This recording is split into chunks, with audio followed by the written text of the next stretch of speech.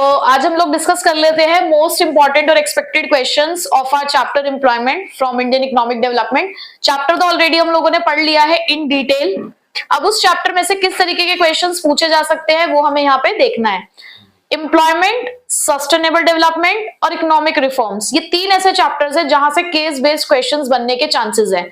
और आपको यहाँ पे कुछ नंबर ऑफ क्वेश्चंस इसलिए भी कम दिखेंगे क्योंकि ज्यादातर इस चैप्टर में से भी टेबल बेस्ड क्वेश्चंस या केस बेस्ड क्वेश्चंस पूछे गए हैं। ठीक है, तो सबसे पहला क्वेश्चन जो यहाँ पे पूछा गया है वो है state with the valid reason whether the following statement is true और फॉल्स। आपको बताना है कि ये जो स्टेटमेंट लिखी है ये सही है या गलत। Self employed workers are different from the hired workers.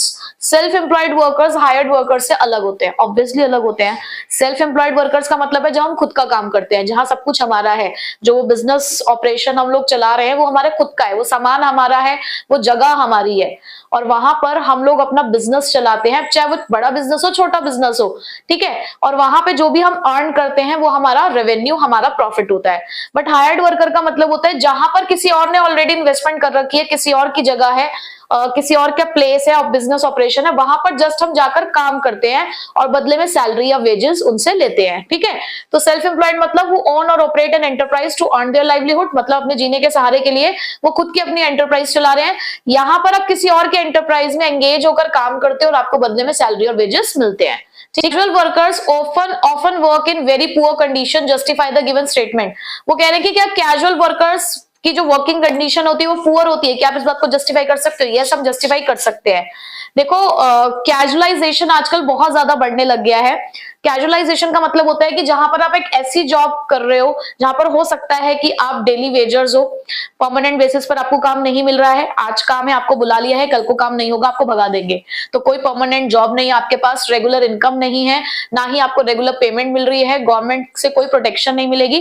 क्योंकि जितने भी कैजुअल वर्कर्स होते हैं वो इनफॉर्मल सेक्टर में काम करते हैं और इनफॉर्मल सेक्टर में हमारा कोई लेबर लॉ भी नहीं चलता है, तो इसीलिए आपको गवर्नमेंट से किसी तरीके की यहाँ पे प्रोटेक्शन भी नहीं मिल पाएगी।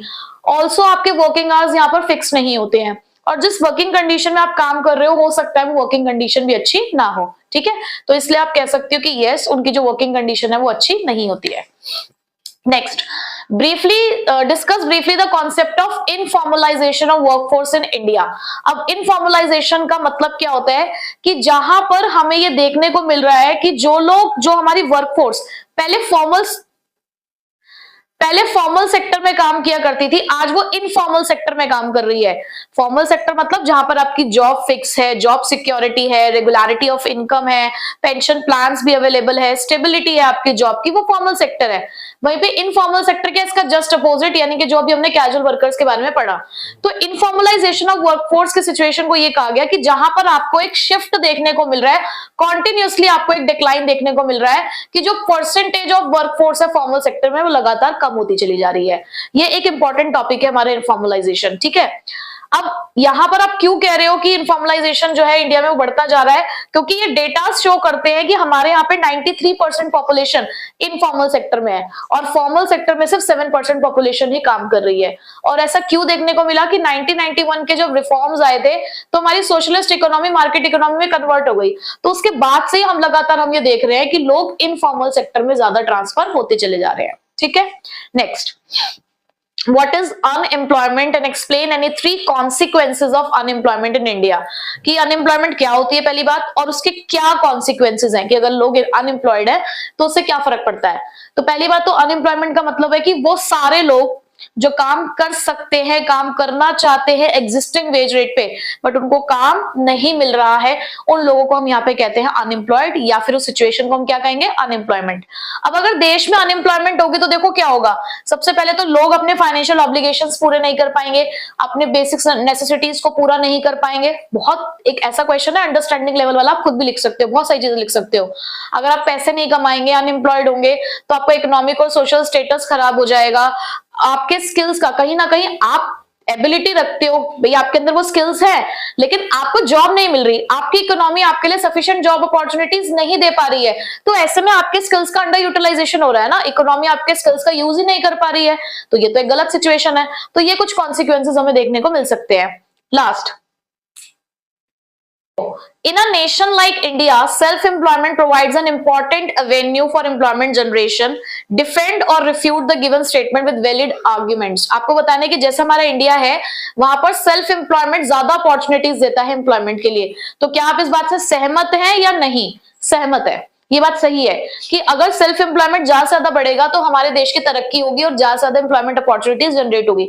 लोगों ने अपने छोटी छोटी दुकानें भी अगर खोली, सपोज करो किसी एक मोहल्ले में अगर 10 दुकानें भी हैं, तो पहली बात तो कम से कम एक बंदा तो उस दुकान को चला ही रहा होगा। और क्या आपको दिखता है कि सिर्फ एक ही बंदा चला रहा होता है? साथ में 3-4 लोग और भी काम कर रहे होते हैं। तो 10 दुकानों पे अगर 4 लोग भी काम करेंगे तो 40 लोगों को एक तरीके से एम्प्लॉयमेंट मिला, 40 लोगों को जीने का सहारा मिला, रोजगार मिल गया। तो यस, हम ये कह सकते हैं कि एम्प्लॉयमेंट अपॉर्चुनिटीज ज्यादा मिलती है सेल्फ एम्प्लॉयमेंट के अंदर, क्योंकि हमारे यहाँ पर ना ऐसे बहुत सारे छोटे छोटे काम भी हैं। आप एक रेडी लगा लो, रेडी लगा लगा के घूम लो, सब्जी वाले बन जाओ तुम लोग, दूध वाले बन जाओ, दूध के काम में भी बहुत ज्यादा इन्वेस्टमेंट नहीं करनी पड़ेगी तुम्हें, ठीक है। और वो जो छोटे छोटे खोखे लगा के बैठ जाते हैं वो लगा के बैठ लो। चैन वाले बन जाओ, चैन ठीक करने वाले, और बूट पॉलिश करने वाले बन जाओ, ठीक है। तो ऐसे छोटे छोटे काम आप कर सकते हो। गोलगप्पे टिक्की बेच लो, थोड़ा एंटरटेनमेंट भी होता रहेगा, क्योंकि गोलगप्पे खाने के लिए भी कोई ना कोई आता रहेगा आपके पास। तो ऐसे छोटे छोटे काम आप कर सकते हो। उसके बाद फ्लेक्सिबल वर्किंग आवर्स है नेक्स्ट। अब यहाँ पर देखो, फ्लेक्सिबल वर्किंग आवर्स है, अपने अकॉर्डिंग ठेला लगाओ मत लगाओ, कभी जाओ कभी मत जाओ, आपकी इच्छा है। किस लोकेशन में देखने जाना चाहते हो, जहां आपको अच्छा लग रहा हो देखने में सब कुछ, वहां जाके तुम अपना बिजनेस सेटअप कर सकते हो, ठीक है। अपने हिसाब से काम कर सकते हो, क्या काम आपको करना है। इससे हम एंटरप्रेन्योरशिप और इनोवेशन को भी एनकरेज करते हैं, ज्यादा से ज्यादा एंटरप्रेन्योर्स हमारे यहाँ पर निकल कर आएंगे। डाइवर्सिफिकेशन, लोगों के पास अलग अलग तरीके के काम है। डाइवर्सिफिकेशन, अच्छा सुनो, डाइवर्सिफिकेशन चल रहा है, आपने देखा होगा लोग आजकल अपने, जैसे उनकी जो कार है, कार के पीछे भी अपना वो कड़ी चावल का स्टॉल लगा के खड़े हो जाते हैं किसी एक प्लेस पे। मतलब इस तरीके से भी काम किया जा रहा है, इस तरीके से भी काम किया जा रहा है, ठीक है। तो डाइवर्सिफिकेशन है, कहीं ना कहीं बहुत सारी ऐसी चीजें जो पहले अवेलेबल नहीं हो पा रही थी लेकिन आजकल अवेलेबल हो रही हैं। जीडीपी में कंट्रीब्यूशन जाएगा और स्किल डेवलपमेंट कंटिन्यूअसली होगा, ठीक है। कुछ क्वेश्चंस हैं इस चैप्टर से। अब मैं आपको इसके कुछ इंपॉर्टेंट टॉपिक बता देती हूँ जो आपको इसके अंदर कवर अप करने हैं। अब इसके अंदर इंपॉर्टेंट टॉपिक्स कौन से हैं? टॉपिक्स देखने में ज्यादा लग रहे हैं लेकिन ये छोटे छोटे टॉपिक है, मतलब आपको हो सकता है कि सिर्फ डेफिनेशन ही लिख कर उसके अंदर आपको पढ़नी हो। तो सबसे पहले तो आप यहाँ पर अच्छे से पढ़ेंगे सेल्फ एम्प्लॉयमेंट के बारे में। देखो, जरूरी नहीं है कि आप सिर्फ चैप्टर का कंटेंट प्रिपेयर करो, आप सेल्फ एम्प्लॉयमेंट है उसके बारे में आप अपने आप भी खुद से लिख सकते हैं। आपका जो जनरल नॉलेज है आप उस हिसाब से इसके अंदर लिख सकते हैं। तो आपको मीनिंग पता होना चाहिए और इसकी इंपॉर्टेंस क्या है, बेसिकली आपको वो पता होना चाहिए कि कैसे ये कंट्रीब्यूट करता है इकोनॉमिक डेवलपमेंट में। वर्कफोर्स का मीनिंग आपको पता होना चाहिए कि वर्कफोर्स क्या होती है, मतलब एक डिफरेंस हो जाता है कि लेबर फोर्स क्या है और वर्क फोर्स क्या है। लेबर फोर्स में वो सारे लोग हैं जो काम करना चाहते हैं, काम करने की एबिलिटी भी रखते हैं, बट जरूरी नहीं है कि वो सारे काम कर रहे हो। बट वर्कफोर्स वो होती है जो एक्चुअली वर्किंग है, ठीक है। तो उसका मीनिंग पता होना चाहिए। एक हमारे पास यहाँ पे होता है वर्कर पार्टिसिपेशन रेट, ठीक है, कि टोटल पॉपुलेशन में से कितनी वर्कफोर्स है उसका परसेंटेज निकालना, तो उसका फॉर्मूला और मीनिंग पता होना चाहिए। कैजुअल वर्कर्स क्या होते हैं नॉर्मली आपको वो पता होना चाहिए। विमेन पार्टिसिपेशन रेट, यानी कि रूरल एरिया और अर्बन एरियाज में कहां पर विमेन पार्टिसिपेशन रेट ज्यादा है या कम है, आपको ये पता होना चाहिए। इनफॉर्मलाइजेशन ऑफ वर्कफोर्स वाला जो टॉपिक है हमारा, जो अभी हमने क्वेश्चन में भी कवर किया, उसके बारे में आपको पता होना चाहिए। एक डिफरेंस आप यहां से जरूर पढ़ के जाइएगा फॉर्मल और इनफॉर्मल सेक्टर के बीच का। और लास्ट में अनएम्प्लॉयमेंट के बारे में थोड़ा सा कंटेंट आप प्रिपेयर करके जाएंगे, लाइक उसका मीनिंग क्या है, कॉजेज ऑफ अनएम्प्लॉयमेंट क्या है, रेमेडियल मेजर्स क्या है अनएम्प्लॉयमेंट को दूर करने के, और गवर्नमेंट क्या रोल प्ले कर रहा है, मतलब कैसे उसको ठीक कर सकते हैं। तो वो सारी चीजें आपको यहाँ पे पढ़ के जानी है। चैप्टर का अगर आपने वन शॉट देखा होगा तो ये सारे टॉपिक उसके अंदर कवर अप हुए हैं, ठीक है। अब आपको जो सामने क्वेश्चन दिख रहा है वो एम्प्लॉयमेंट चैप्टर का है हमारा। आपको इस तरीके के क्वेश्चन से पूछे जा सकते हैं कि देखो आपको एक चार्ट दे रखा है जिसके अंदर एम्प्लॉयमेंट और जीडीपी के बारे में लिखा हुआ है, मतलब ये ट्रेंड लाइंस होती है हमारी। आपको इन ट्रेंड लाइंस को एनालाइज करना है कि 1990 से लेकर 2012 तक जीडीपी और एम्प्लॉयमेंट का किस तरीके से ट्रेंड चला, वो आपको बताना है।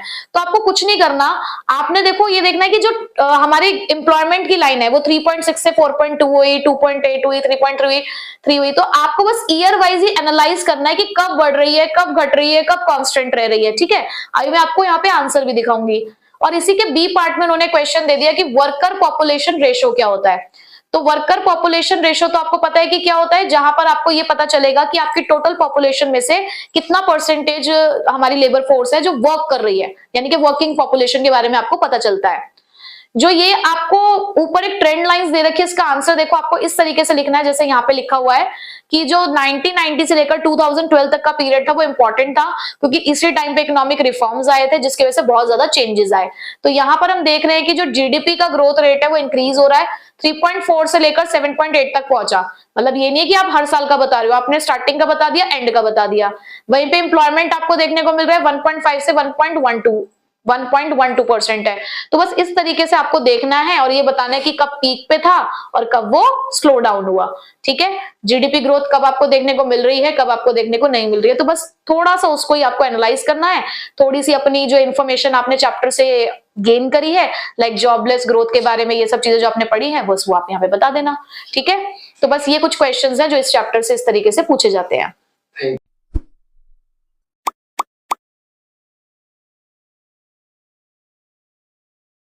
अब हम लोग पढ़ लेते हैं जरा most important and expected questions with PYQs from the chapter sustainable development, environment and sustainable development.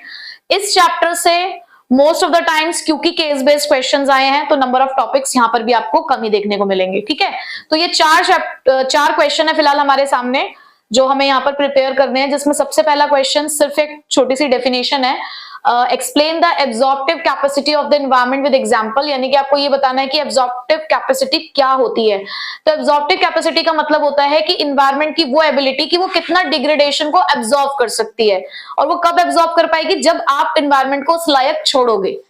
अगर हम एनवायरनमेंट को लगातार डिग्रेड करते रहेंगे तो उसकी कैपेसिटी लगातार कम होती चली जाएगी। ठीक है, उसके बाद explain any two functions of environment. Functions बहुत सारे हैं, मैंने फिर भी यहाँ पे 3 लिख दिए हैं कि एक एनवायरनमेंट हमारे लिए क्या फंक्शन परफॉर्म करता है। वो हमें रिसोर्सेज को सप्लाई कर रहा है, वेस्ट को एसिमुलेट कर रहा है, हमारी क्वालिटी ऑफ लाइफ को इंप्रूव कर रहा है। ठीक है, उसके बाद बहुत इंपॉर्टेंट क्वेश्चन है सस्टेनेबल डेवलपमेंट, या तो इससे डायरेक्ट क्वेश्चन सस्टेनेबल डेवलपमेंट का ही आता है या केस बेस्ड क्वेश्चन आ जाता है। ठीक है, तो what is sustainable development and suggest any 4 strategies for the sustainable development. तो सबसे पहले तो सस्टेनेबल डेवलपमेंट का मतलब होता है एक ऐसा डेवलपमेंट जहां पर हम प्रेजेंट जनरेशन की नीड को पूरा कर रहे हैं, लेकिन उसके लिए हम फ्यूचर जनरेशन की नीड के साथ कोई कॉम्प्रोमाइज नहीं कर रहे, यानी कि खुद के लिए भी इस्तेमाल करना है और फ्यूचर जनरेशन के लिए भी छोड़ना है।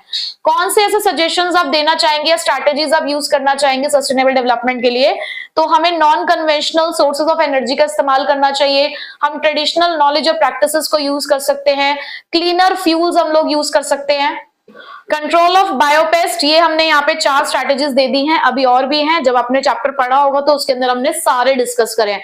देखो एक चीज मैं कहूंगी कि ये वाले जो चैप्टर्स है ना, लास्ट के 3 चैप्टर जो हमारा रूरल डेवलपमेंट हो गया, एम्प्लॉयमेंट है, सस्टेनेबल डेवलपमेंट है, या इंडिया चाइना पाकिस्तान है, इसके ना चैप्टर को आपको बहुत अच्छे से पढ़ना है, क्योंकि इसमें से जो क्वेश्चन आएंगे ना वो ऐसे नहीं लगेंगे आपको कि हाँ भाई बिल्कुल एकदम डायरेक्ट से क्वेश्चन आ गए हैं। कहीं ना कहीं यहाँ पे वो ऐसे क्वेश्चन होंगे जो इकोनॉमिक प्रॉब्लम को रिप्रेजेंट कर रहे होंगे, इकोनॉमी से रिलेटेड आपसे सजेशन मांग रहे होंगे। तो वहां पर आपको चैप्टर को रीड बहुत अच्छे से करना है। मतलब हम ऐसे नहीं कह सकते कि यार हाँ ठीक है बस यही पढ़ना है, कहीं ना कहीं आपको उस चैप्टर का जो नॉलेज है, चैप्टर की नॉलेज होने से बहुत जरूरी है। तो अगर आप सिर्फ डायरेक्ट क्वेश्चंस देख रहे हो तो वो इनफ नहीं है, एक बार पहले चैप्टर समझना है फिर क्वेश्चंस प्रिपेयर करना है। ठीक है, उसके बाद discuss various reasons for the environmental crisis. Environmental crisis के क्या रीजन हैं? तो लगातार बढ़ती हुई पॉपुलेशन जिसकी वजह से हमारे स्केर्स रिसोर्सेज के ऊपर जो डिमांड है वो बढ़ती जा रही है लगातार, कार्बन एमिशन बहुत ज्यादा बढ़ता चला जा रहा है, फॉरेस्ट का डिस्ट्रक्शन हो रहा है, यानी कि आजकल वो डिफॉरेस्टेशन बहुत ज्यादा बढ़ रहा है कि पेड़ों को काटा जा रहा है, जंगलों को काटा जा रहा है इंडस्ट्रीज वगैरह, मॉल्स वगैरह सेटअप करने के लिए। उसके अलावा फैक्ट्रीज और मोटर व्हीकल्स से बहुत ज्यादा कार्बन डाइऑक्साइड निकल रहा है। आजकल हम सभी के घरों में रेफ्रिजरेटर, एसी वगैरह ये सब इंस्टॉल्ड है, जिसकी वजह से ग्लोबल वार्मिंग लगातार बढ़ रही है।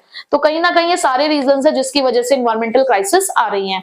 अब इसके भी देख लेते हैं कुछ इंपॉर्टेंट टॉपिक और इसकी कुछ गिनी चुनी केस बेस्ड क्वेश्चंस इसके गिने चुने। ठीक है, अब हमारे पास यहाँ पे इस चैप्टर से जो इंपॉर्टेंट टॉपिक है वो है सबसे पहले फंक्शंस ऑफ एनवायरनमेंट आपको जरूर पढ़ना है। एनवायरनमेंट क्राइसिस के रीजंस क्या है, होता क्या है और उसके रीजंस क्या है ये आपको पता होना चाहिए। ग्लोबल वार्मिंग आपको मतलब ग्लोबल वार्मिंग तो आपने बचपन से पढ़ा है, बट थोड़ा सा उसको डिटेल में पढ़ के जाइएगा ताकि आपको वहां पे कंटेंट मिल जाए। प्लस ऐसा भी हो सकता है कि आपको ना एक पिक्चर बेस्ड क्वेश्चन मिल जाए यहाँ पर कि उन्होंने कोई सिचुएशन दे रखी हो, आपको आइडेंटिफाई करना होगा कि कौन सा सिचुएशन को डिस्क्राइब करता है। और ग्लोबल वार्मिंग के साथ साथ जो ओजोन डिप्लीशन है उसको भी आपको यहाँ पे पढ़ते हुए चलना है। सस्टेनेबल डेवलपमेंट का आपको meaning, how to achieve a strategy, यानी कि सस्टेनेबल डेवलपमेंट तो पूरा ही पढ़ के जाना है, उसको बिल्कुल नहीं छोड़ना। और आपके इंडिया के एनवायरनमेंट के क्या चैलेंजेस हैं आपको वो भी यहाँ पर पढ़ के जाने हैं, ठीक है। और चैलेंजेस से आपको पिक्चर बेस्ड या केस बेस्ड क्वेश्चन देखने को मिल सकता है, जैसे कि उन्होंने डिफॉरेस्टेशन की पिक्चर दिखा दी आपको, सॉइल इरोजन की पिक्चर दिखा दी उन्होंने आपको, लैंड डिग्रेडेशन दिखा दिया। तो इस तरीके से आपको उनकी पिक्चर भी एक बार नेट से आपको देखकर जानी है, ठीक है। तो हमारे पास सबसे पहला एक क्वेश्चन है, पिक्चर बेस्ड क्वेश्चन आप देख सकते हो, जैसे कि मैं अभी आपको बता रही थी। Interpret the situation of earth as depicted in the given picture with reference to the current environmental challenge. तो यहाँ पर आपको ये बताना है कि देखो एक पिक्चर दिख रही है, हमारे जो अर्थ है वो बीमार हो चुकी है हमारे एनवायरमेंटल प्रॉब्लम की वजह से। तो ये सिचुएशन क्या रिप्रेजेंट कर रही है? बीमार होने का कारण क्या है हमारी अर्थ का? सबसे बड़ा कारण है ग्लोबल वार्मिंग, ठीक है। तो यहां पर आप इसको इस तरीके से लिख सकते हैं, सामने मैं आपको आंसर भी शो कर रही हूँ कि ये जो गिवन इमेज है ये एनवायरमेंटल चैलेंज जो हमारा ग्लोबल वार्मिंग के नाम से उसको रिप्रेजेंट कर रहा है, जहां पर लगातार हमारी अर्थ का जो टेम्परेचर है वो बढ़ता जा रहा है, उसका जो लोअर एटमोस्फियर है उसका जो टेम्परेचर है वो बढ़ रहा है, जिसकी वजह से ग्रीन हाउस गैसेस की वजह से बेसिकली बढ़ रहा है। तो ये रीजन है। फिर आपने प्रॉपर ग्लोबल वार्मिंग को यहाँ पर डिस्क्राइब कर देना है, ठीक है। समझ गए किस तरीके से आंसर करना है? Next, elaborate any two ill effects of deforestation as depicted in the given picture। अब फिर से आपको एक पिक्चर दे रखी है, आपको बताना है डिफॉरेस्टेशन के दो हार्मफुल इफेक्ट्स, ठीक है, जो पिक्चर में दिखाए गए हैं। देखो जैसे यहाँ पे दिख रहा होगा कि वाइल्ड फायर्स बढ़ रही हैं, एटमॉस्फेरिक कार्बन डाइऑक्साइड बढ़ रही है, लॉस ऑफ बायोडाइवर्सिटी हो रहा है, उसके अलावा वाटर साइकिल में देखो डिस्ट्रप्शन आ रहा है, ड्रॉट बढ़ते जा रहे हैं, फ्लडिंग हो रही है। तो इसमें आप पहले डिफॉरेस्टेशन को पूरी तरीके से डिस्क्राइब करोगे कि उसका मतलब क्या होता है। दैट कटिंग ऑफ ट्रीज, जहां पर फॉरेस्ट लैंड को कन्वर्ट किया जा रहा है फार्म्स में या अर्बन एरियाज के लिए, ठीक है। पूरा डिफॉरेस्टेशन आपने यहाँ पे एक्सप्लेन किया। उसके बाद आपने ये बताया कि इसकी वजह से क्या हो रहा है, किस तरीके से हमारा जो इकोलॉजिकल इम्बैलेंस क्रिएट हो रहा है, जिससे आप कह सकते हो कि अगर ज्यादा से ज्यादा पेड़ कट गए तो ग्लोबल वार्मिंग बढ़ेगी बढ़ेगी, फ्लडिंग यानी कि ज्यादा से ज्यादा बाढ़ आने के चांसेस होंगे, हमारे जो फ्लोरा और फौना है वो एक्सटिंक्ट हो जाएंगे, खत्म हो जाएंगे, ठीक है, हमारी जो मतलब प्लांट और एनिमल स्पीशीज है। तो इस तरीके से आपको कोई भी दो इल इफेक्ट्स यहाँ पर आपको डिस्क्राइब करने होंगे, ठीक है। सिंपल सा क्वेश्चन था। Next, read the following text carefully and answer the question number 13.13A और 13B। मतलब हमारे पास एक केस स्टडी का क्वेश्चन होगा, तो आपको पहले पढ़ना है कि किस चीज के बारे में है। तो देख लेते हैं एक बार। Green investment and sustainability are the priorities in the public policy. India has emerged as a global leader at the front of the climate change. India has pledged to seek the solution for the future. So government schemes and policies such as Swachh Bharat Mission, Pradhan Mantri Awas Yojana, Smart Cities, Deen Dayal Upadhyay Gram Jyoti Yojana, among other, all contribute towards achieving the sustainable development goals. यानी कि sustainable development को यहाँ पर इन्होंने show किया है। Government has contributed to maintain the economic growth by introducing and implementing the various policies and the measures relating to the sustainable development, climate change, energy efficiency, and air pollution. Pradhan Mantri Ujjwal Yojana scheme has actively contributed to cleaner air. It has resulted in drastic reduction of respiratory disease and ultimately death as per recent medical report. The Jal Jeevan Mission has launched with the objective of achieving the water security. We have seen 68% decline in the size of population of various animal species and avian over the last 60 years. The issue of the greenhouse gases and rising temperature of the earth are a global concern. India is one of those countries that will be affected by over 2 degrees Celsius rise in global temperature. India has already taken a lot of steps in the area of innovation, development of different production methodologies which are environmentally friendly in the long run. And discuss and its 2 steps involved in attaining the sustainable development in India.